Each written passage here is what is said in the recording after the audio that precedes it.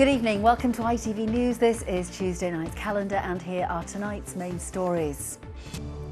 But first tonight, support staff working with gambling addicts in our region fear the lockdown may have sparked a worrying increase in online betting, which they describe as the most addictive form of gambling. New figures show that as all live sport was scrapped, many gamblers turned their interest to online slot machines instead. And now those trapped in a cycle of addiction have been urged to speak up and seek help. John Hill reports. Well, if you would like information on where to get support and advice. Well, next to anger over the government's quarantine rules for anyone heading to Spain, with one Yorkshire travel agent claiming the uncertainty it's causing could be catastrophic for the industry. Today, the Prime Minister defended the decision, saying there was growing evidence of a second wave of the coronavirus pandemic in parts of Europe. There are suggestions that the quarantine period could be cut from 14 to 10 days if holidaymakers are tested, but that hasn't been confirmed.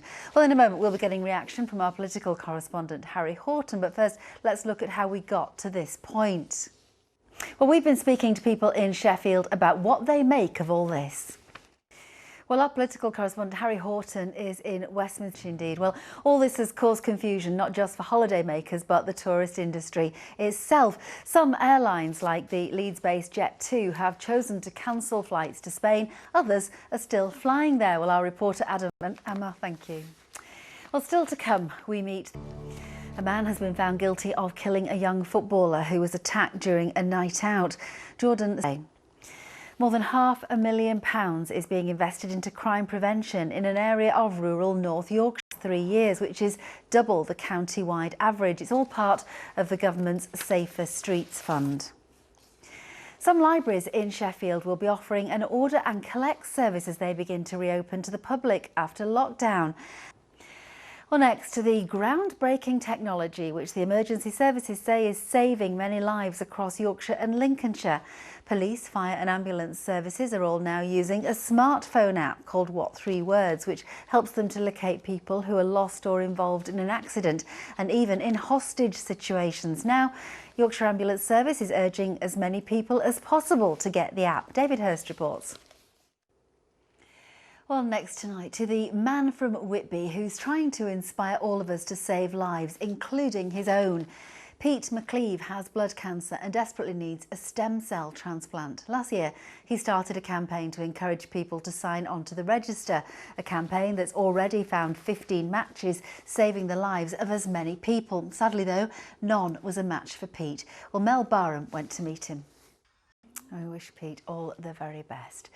Some sport now, and Leeds United manager Marcelo Bielsa has been named the Championship Manager of the Year. Rugby League now, and the 6th round of the Challenge Cup will be redrawn following the withdrawal of the Toronto Wolfpack and 5 teams outside Super League. Well, next tonight, the gaming industry is worth hundreds of millions of pounds, and a studio in Sheffield is leading the way for the first boxing computer game in almost a decade. Steel City Interactive and 1024 are combining to create the eSports Boxing Club. Now, just a warning that this piece contains flash photography throughout, as Arif Ahmed takes a sneak preview into how one sports legend is being scanned and turned into a game character. Amazing, isn't it? Well, we've got nothing but the real thing now in John Mitchell. I've always been kind of partial to the word mizzle. Oh, mizzle, yeah. Mizzle. A little bit of mist, a little bit of drizzle. It just kind of sums it up, doesn't it? It's done it. When we get to Saturday in the weekend, it's turning so a we bit get cooler. one day yeah, at the end of the programme for the full forecast.